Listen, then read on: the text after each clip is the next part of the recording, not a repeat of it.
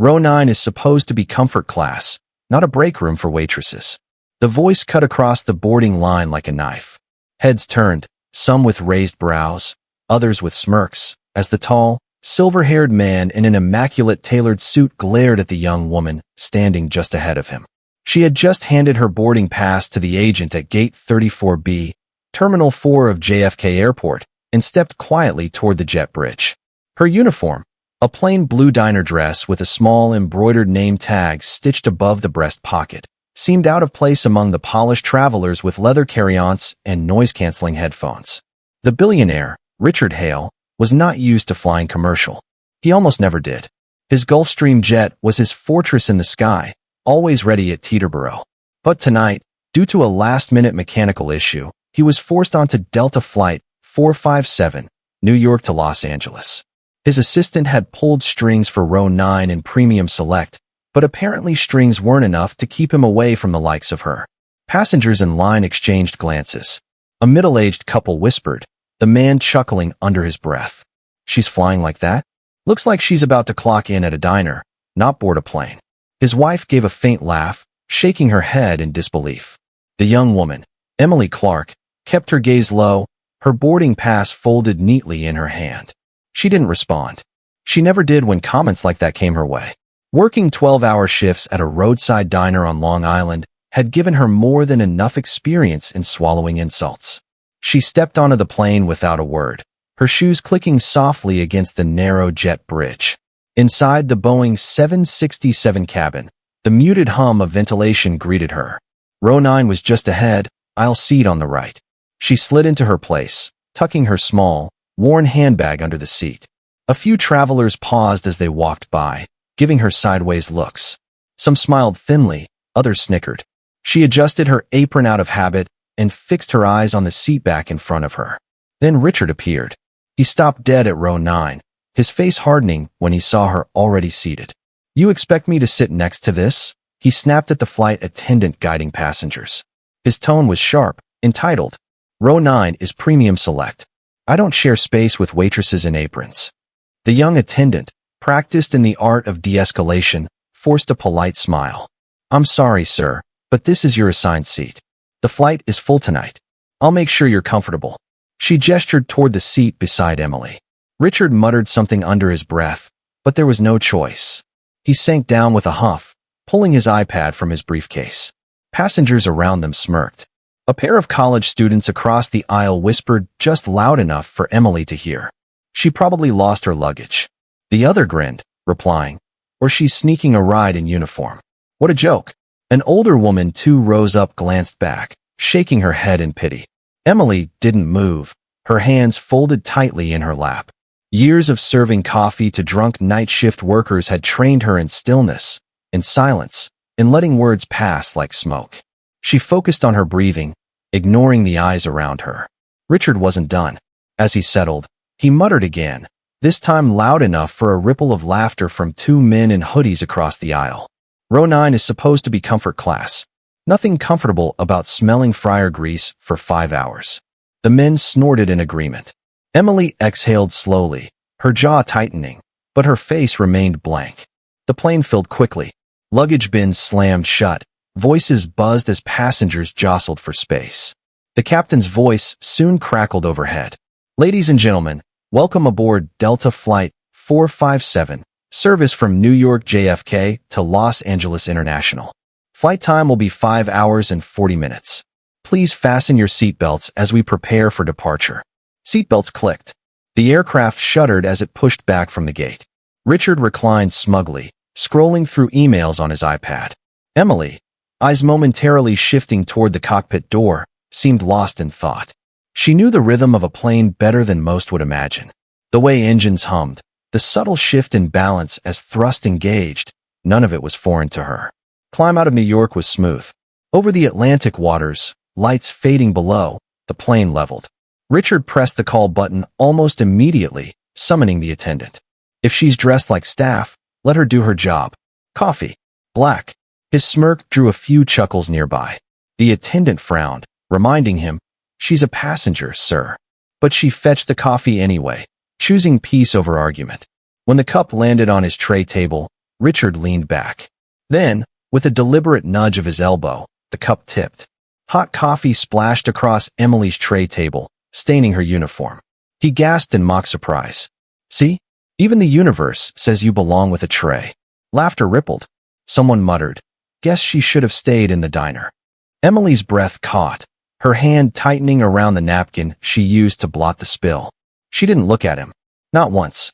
Hours later, the cabin dimmed for mid-flight. Most passengers settled into movies or drifted into uneasy sleep. The hum of the engines blended with the occasional clink of ice in plastic cups. Turbulence jolted the plane, and seatbelt signs blinked on. Emily sat steady, her eyes sharper now, scanning the aisle. A subtle shift had drawn her attention. Toward the back, 3 men stood despite the light. They moved with too much purpose, jackets hanging heavy, eyes darting toward the galley. One brushed past a flight attendant without a word, heading nearer the middle rows. Richard was oblivious, holding his iPad high on a FaceTime call before the Wi-Fi cut. He bragged loudly about a deal in Silicon Valley, barely noticing the tension building around him. But the cockpit noticed. Behind the locked reinforced door, the captain and first officer studied the cabin feed on overhead CCTV. The lens showed the men shifting restlessly, one glancing again and again toward row 9. Their hands hovered near their coats. Something wasn't right. The captain exchanged a look with his co-pilot, then reached for the intercom. His voice came steady, measured. "Passenger in row 9, please come to the cockpit." Gasps rippled through the cabin. Eyes turned toward Emily, disbelief thick in the air. "The waitress?" Whispers erupted. "Why her? Did she do something?" Richard frowned, annoyed, confused. But Emily rose slowly, tucking her handbag close. She didn't hesitate. She didn't protest. She simply stepped into the aisle, her shoes soft against the carpet. The hijackers, halfway through their plan, faltered for a beat. They exchanged uncertain looks. The captain's voice had carried weight, authority, as though they had been expecting someone. Emily walked forward, calm as stone, disappearing through the cockpit door that sealed quickly behind her. Richard sat frozen, his jaw tight. The murmurs around him swirled. Why would they call her? She's just a diner girl. What's going on? Even the college students were quiet now, uneasy. Inside the cockpit, the air was tense. The captain's voice lowered as he faced Emily. "Agent, we knew you'd be on this flight. Night Division sent word. The target's here." Emily reached into her apron pocket and withdrew a slim ID chip, sliding it across the console. The holographic glint read her code name, Night Agent 9. The captain nodded. "The men in the cabin are preparing to strike. Their orders are clear. Kidnap Richard Hale, alive, midair, for ransom. We need you to intercept." Emily's eyes shifted to the CCTV monitors. The men were spreading now, edging closer toward row 9. Richard sat reclined, completely unaware, scrolling through spreadsheets. She pulled a compact device from the lining of her apron, a piece of disguised tech, innocuous to anyone but her. "I'll handle it. Keep altitude steady," she said calmly. She leaned over the monitor, eyes narrowing at the grainy feed of the cabin. The 3 men were separating deliberately, blocking both aisles as though they had rehearsed the choreography. One lingered at the rear galley, his hand pressed flat against the compartment door as if measuring it for control. Another edged toward the midsection, scanning rows with sharp intent. The third stood only 2 rows from Richard, his coat shifting unnaturally with the weight concealed beneath. Emily reached into the apron lining and produced a folded square of black material, no larger than a napkin to casual eyes, but within its seams rested a compact transmitter, preloaded before boarding. She snapped it once, and a faint green light blinked. The device linked into the plane's internal frequency, feeding her real-time data on the movement of unauthorized signals aboard. The blips pulsed back. Radios. Scramblers. At least one concealed blade. "They'll strike soon," she murmured. "Their window is between turbulence and cabin service. 5 minutes, maybe less." The captain's jaw tightened, but he didn't press for detail. He only asked, "Do you need crew backup?" "No," Emily answered firmly. "They'd only become hostages. Keep the plane level. Keep the door sealed. Once I leave this cockpit, it's mine to clean." Her words weren't bravado. They were fact. She slipped the device back into her apron and straightened. Her shoulders, once hunched like a tired waitress, rolled back with quiet authority. The softness drained from her frame, replaced by precision. She touched the latch, and with a final glance at the monitor, the men now closing in near row 9, she pushed the cockpit door open. The cabin was dim, calm on the surface, but tension threaded invisibly through the rows. The moment she stepped out, passengers tracked her with bewildered eyes. Some whispered. Some frowned. One man muttered, "Why her again?" But no one dared call out. She walked past the bulkhead, past the hushed flight attendants frozen in place. The hijackers noticed her return. Their leader, the one with the bulging jacket, adjusted his stance and tilted his head, trying to gauge whether she was a threat or merely an obstacle. Richard still hadn't seen. He was bent over his iPad, frowning at a spreadsheet as if billions in numbers mattered more than the world around him. The leader's lips moved, silent words to his men. A signal. Then it came. The takeover. The man at the rear barked first, his voice sharp as he shoved a flight attendant hard to the floor. Hands up. Nobody moved. His coat swung wide, revealing the glint of a weapon. Screams erupted. A mother clutched her child against the window. A businessman froze with his laptop half shut, breath caught in his throat. The second hijacker charged the aisle, knocking a service cart aside.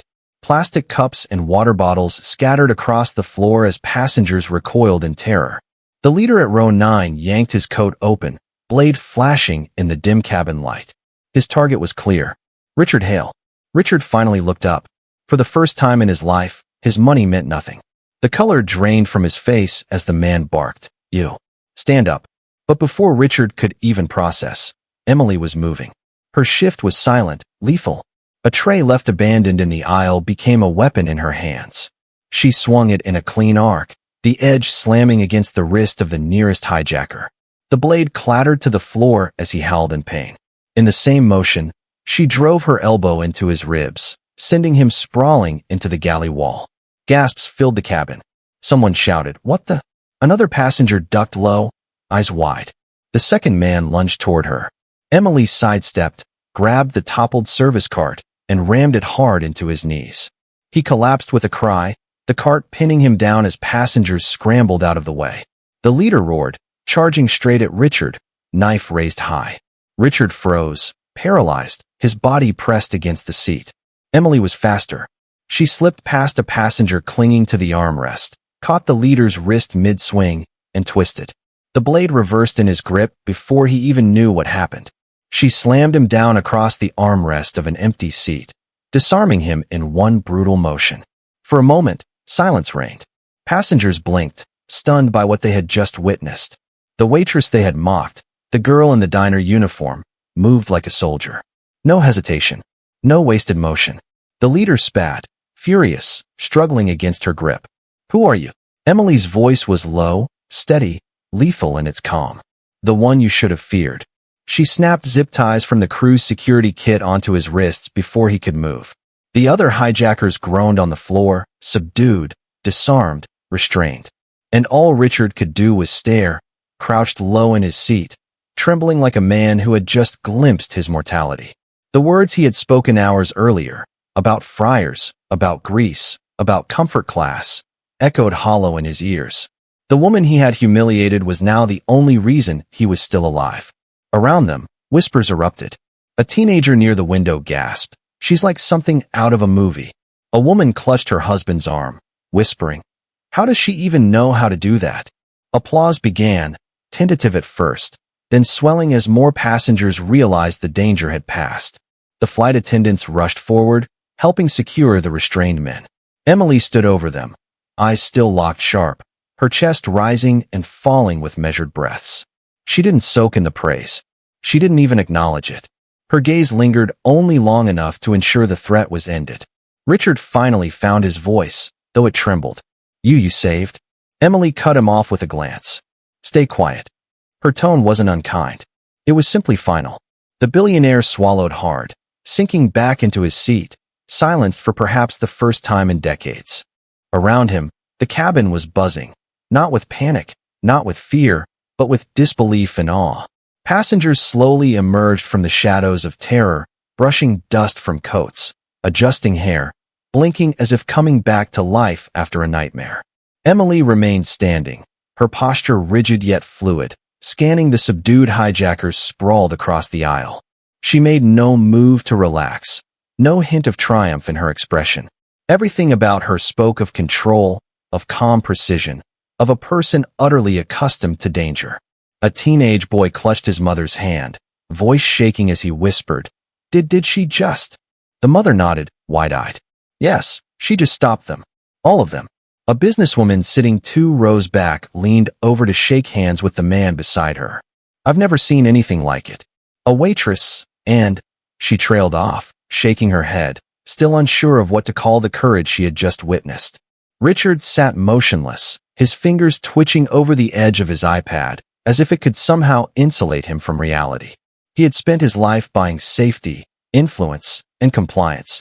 Yet now he had sat helpless while a woman he had mocked, he had literally derided her mere presence, had single-handedly saved his life and possibly dozens of others.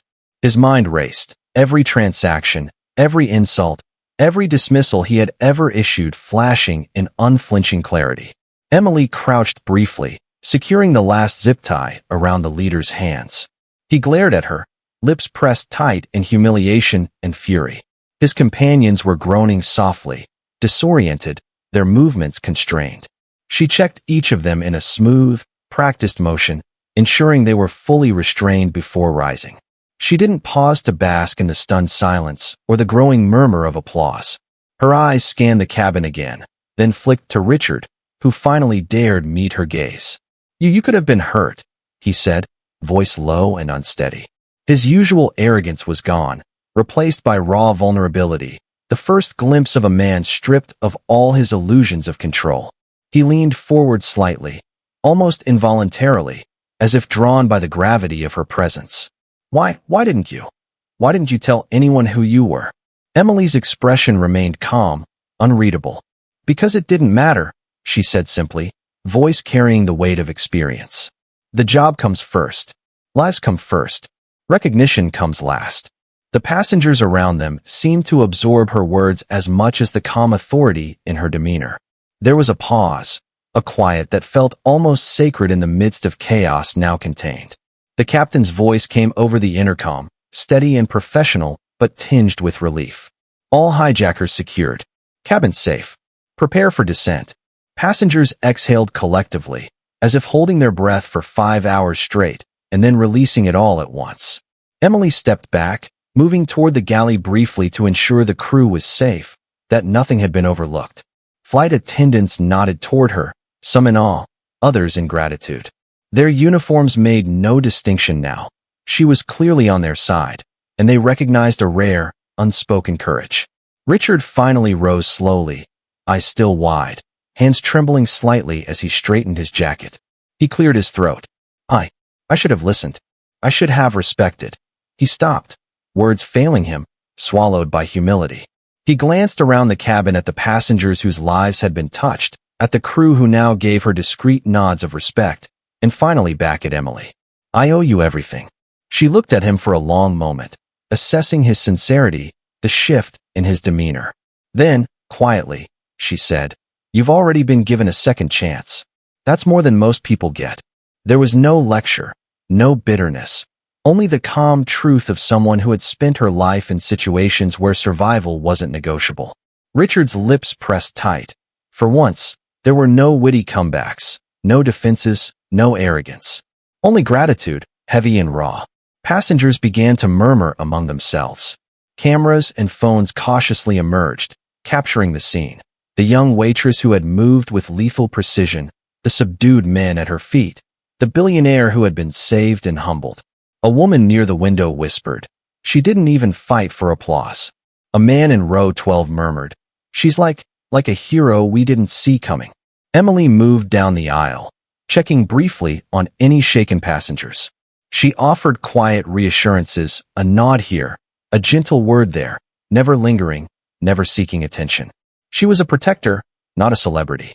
Richard trailed her eyes, overwhelmed by the realization that the woman he had ridiculed for hours embodied courage, skill, and humanity in a way he never could have bought.